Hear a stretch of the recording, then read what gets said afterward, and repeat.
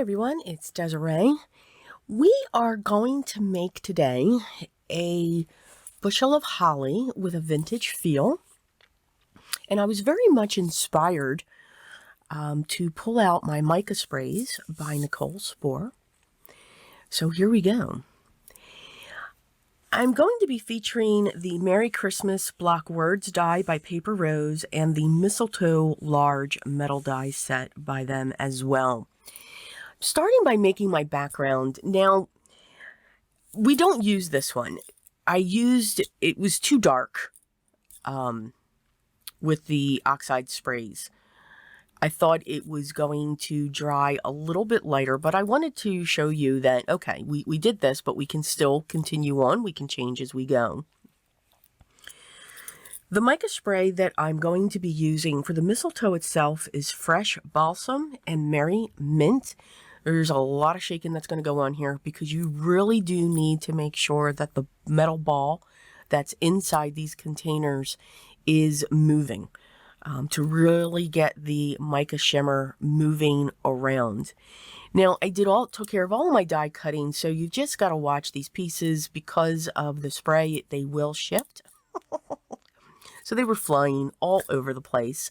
And I did keep the white cardstock that I cut these from so that I could see the placement of those individual leaves as well. I'm mixing those two greens together just to get a different effect. Here are all these awesome, wonderful dots that just fly all over the place. But for these, I'm going to be using Cocktail Party and Tart Cranberry. Again, you really want to make sure that these are mixed well because they just have beautiful shimmer to them. What would probably be better when you do this is to keep your white cardstock intact. Don't die cut it. Do your sprays. So do a panel with the reds and then do a panel with the green. I just thought to do this because everything was on the one die. And yeah, so I stopped spraying and I just sprayed a little bit into a little metal container there. I use those for my gems to help clean up. It helps just a little bit. And I'm just adding the darker shade right on top of them with a paintbrush. And then it cleans perfectly with some water. Remember, whenever you use your sprays, especially the oxides, the micas, if there's a shimmer or something like that, you want to make sure that you wipe the nozzle because that'll help so that it won't clog up. You also want to make sure that you want to shift your bottles to the left and to the right first until that ball starts moving, and then you can start shaking that up and down. If you immediately start shaking up and down, that mica is going to get up into the tube for the spray, and it will clog up.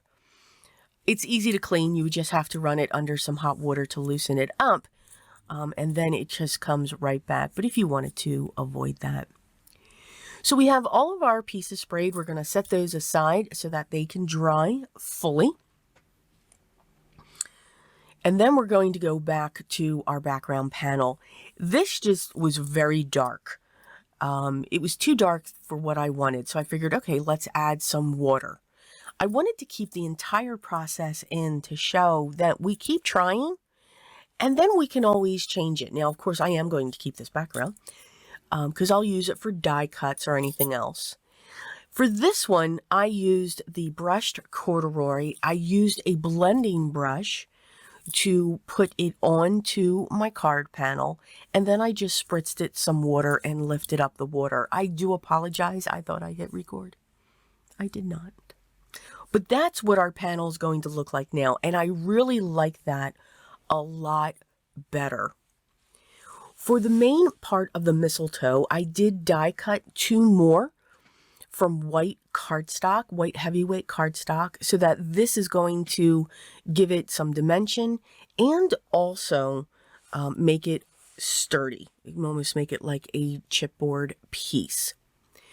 I chose white because you'll see that along the side, and that just helps to give it just a little bit of a highlight. I'm only going to add the layers to this piece right here. I'm not going to add any more layers to those side pieces that are also die cut as well. I'm just making sure that this is lined up. And then that is set. And you can see the two beautiful colors. They blend really nice.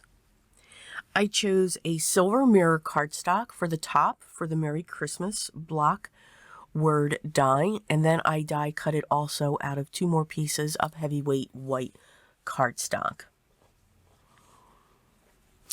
When I say heavyweight cardstock can be 100, 110, or 120. It can be any of those weights. If I'm just doing, regular die cuts, I'll say 80 pounds. But when I say heavyweight, that's usually the weight that I'm using. I get that question a lot. I'm now going to come around the edge with some ground espresso. I know, not vintage photo. I know. I was surprised too. And of course I did that and knocked all the berries all over the place. Yes. See, this is true crafting.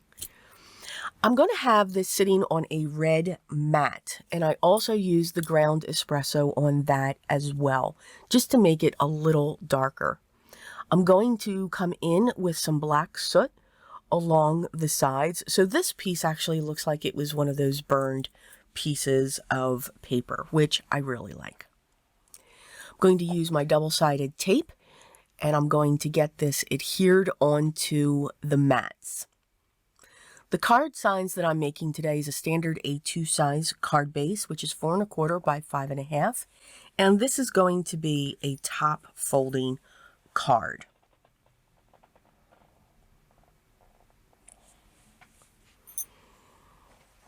Again, I'm putting my double-sided tape onto all of my layers so that that will go onto my card base.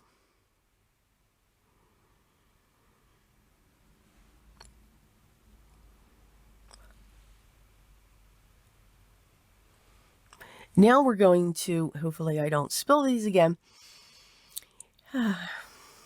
It's fun. I'm going to set the sentiment down towards the base. I did think about putting it across the mistletoe, but I didn't want the mistletoe covered. Nope, did not. I also didn't set the mistletoe as if it was hanging. I set it as if it looks like a bouquet. So you can set this either way. It does not matter. I just liked the look of it this way.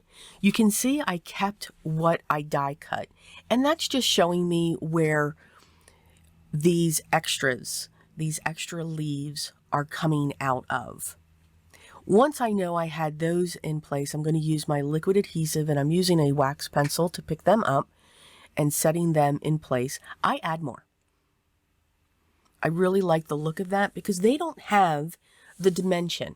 I didn't die cut multiple of those and layer those up. So they're coming flat or sitting flat onto the design, the design piece. And again, I just think it adds a lot of interest and different textures on your card. Now we're just going to add all of these berries. You can add them individually. I chose to do some of them in clusters of 3 and single. So we're just mixing and matching and just playing around with the placement.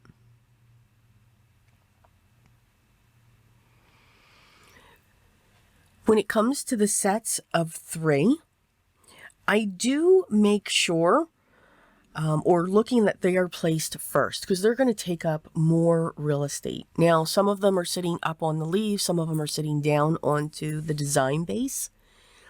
Once I have those set, then I'm going to come in with the individual ones, whether they're the small ones or the large ones, and just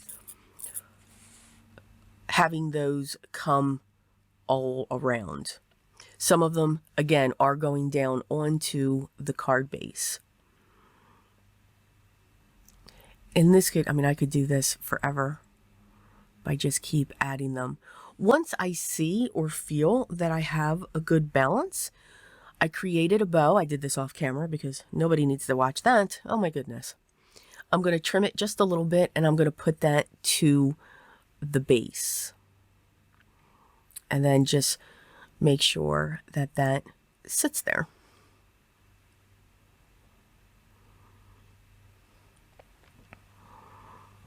And that is our card. I mean, beautiful shimmer, and it just reflects right off of that background. And then even though we have a vintage feel, it does not mean that we can't add silver to it. It does not have to be gold or antique bronze or anything like that.